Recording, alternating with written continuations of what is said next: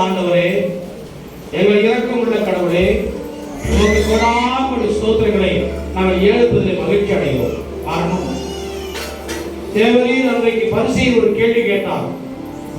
புருஷன் தன் மனைவியை தள்ளிவிடுவது நியாயமா, விவாகம் ரத்து செய்வது நியாயமா என்ற கேள்வி கேட்டார். அதற்கு நீ சொல்லி, அது மோசே சட்டம். உபாகம் 24 சொல்லப்படுகிறது, புருஷனுக்கு எதிராக மனைவி இலட்சையாய் வாழ்கிற பொழுது தள்ளிவிடலாம், தள்ளுதல் சீட்டை கொடுத்து அவளை மாற்றிவிடலாம். அதே போல புருஷன் தப்பு செய்யும் போது மனைவி அவளை தள்ளிவிடலாம் என்று. இது மனிதனுடைய இருதய கடினத்தின் நிமித்தமாக எழுதப்பட்ட சட்டம். ஆனால் தேவன் விரும்புவது மனிதன் தனியாக இருக்க விரும்பாமல் ஏற்க வேளையிலே துணையை ஏற்படுத்துவேன் என்று சொல்லிப்படியாக கடவுள் துணையை ஏற்படுத்தினார். மனிதன் இருவர் அல்ல, ஒருவராக இருக்கிறார்கள். ஆகவே இந்த நிமித்தம் புருஷன் தன் தகப்பனை தாயை விட்டு மனைவியோடு செய்திருப்பார். இது கடவுள் திட்டம். ஆகவே கடவுள் இணைத்ததை மனிதன் பிரிக்காதிருக்க கடவுள் என்று அவருடைய சத்தியம் வெளிப்படுகிறது.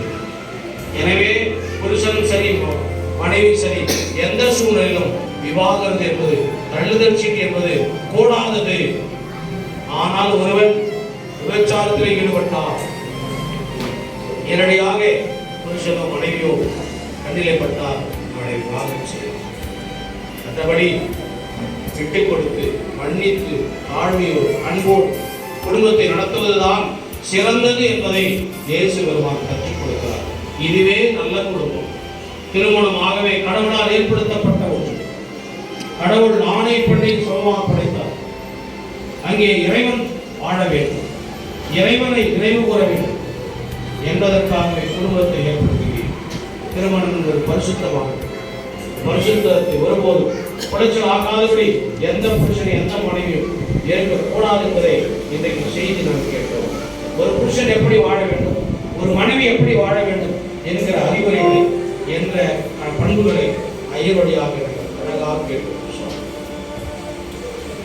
அடிக்கடி எங்கள் குடும்பங்களிலே விரிச்சல் உண்டாகும், போராட்டங்கள், சிக்கல்கள், ராஜிகள், வறுமை போராட்டங்கள், மன பிரச்சனைகள், மன உளைச்சல்கள், இவைகளினாலே புருஷன் மனைவி பிரிந்து விடாதபடி இதை பாதுகாப்பு இறைவா நாங்கள் கேட்ட சத்தியத்துக்காக ஸ்தோத்திரம். நன்றி அப்பா. இந்த நாளிலே வந்திருக்கிற ஒவ்வொருவரையும் பேருனாக ஆசீர்வதியும். என்னுடைய சபை தலைவர், என்னுடைய சபை செயலர், என்னுடைய சபை பொருளாளர், என்னுடைய மூப்பர்கள், ஆலோசகர், வாரிசகம், சிறு பிள்ளைகள் ஒவ்வொருவரையும் ஆசிரியர் பெருமக்கள், தலைமை ஆசிரியர்கள் யாவரையும் ஜபத்திலே நான் அர்ப்பணிக்கிறேன். படிக்கிற மாணவ மாணவிகள், கவுன்சிலிங் போகிற பிள்ளைகள், ஆண்டவரை வேலைக்காக கொண்டு செய்கிற பிள்ளைகள் யாவரையும் ஜபத்திலே நான் அர்ப்பணிக்கிறேன். இந்த நாளிலே சோதனை காணி கொடுத்திருக்கிற பவானி செட்டியார் அம்மாக்கா ஜெபிக்கிறேன்.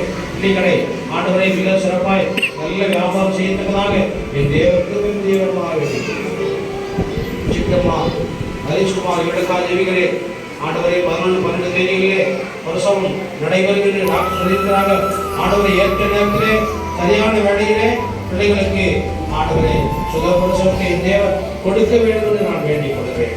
நீரே தைரியத்தார், நீரை பரப்பை பிள்ளைகளுக்கு கொடுக்க வேண்டும் என்று கூட இந்த வேலையிலே நான் ஜெபிக்கிறேன். என் கிருபையுள்ள ஆண்டவர், பாதுகாக்கிற தேவன். ஆகவே என்பதிலே நான் ஜெபிக்கிறோம்.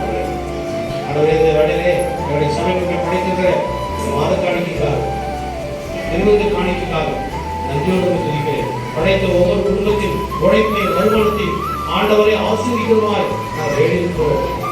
என்னுடைய குடும்பங்களில் கஷ்டம் இருந்தாலும் ஊழியத்தை தாங்க வேண்டும், ஊழியரை ஆதரிக்க வேண்டும், சபையை வளர்க்கப்பட வேண்டும் என்று ஆண்டவரே மனமோந்து கொடுத்திருக்கிற தசமா காணிக்கை, மாத காணிக்கை, திருவிழா காணிக்கை எல்லா படைத்த கரங்களையும் ஆசீர்வதி.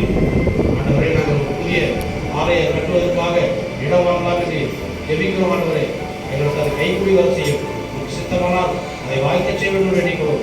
எங்களுடைய கவுன்சிலர் மூலமாக நான் எடுக்கிற முயற்சிகள் ஆண்டவரே அதை வாய்க்க செய்யும். கேட்க வாழ்ந்துகளை கொடுத்தார். இயேசுவின் நாமத்தில் ஜெபிக்கிறோம் பிதாவே. ஆமென். பரமரின் பிதாவே.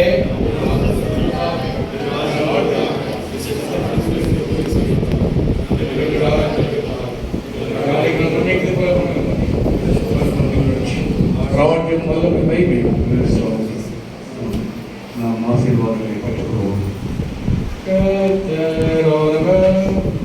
உன்னை ஆசீர்வதித்து காப்பாராக. கர்த்தரானவர் தமது திருமுறைகளை ஆசீர்வதிக்க பண்ணி உம்மில் கிருபையாயிருப்பாராக. கர்த்தரானவர் தமது திருமுறைகளுமாக செய்து உனக்கு சமாதான கட்டளையிடுவாராக.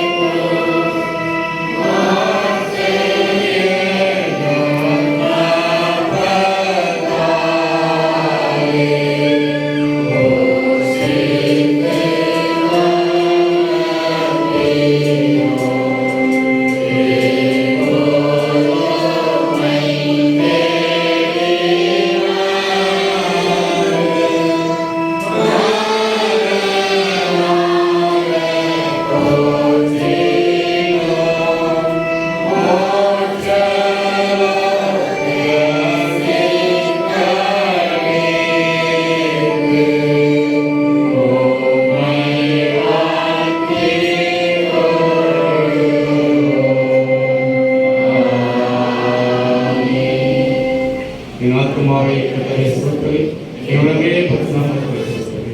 ஆத்மாவை கர்த்தரை ஸ்தோத்திரி.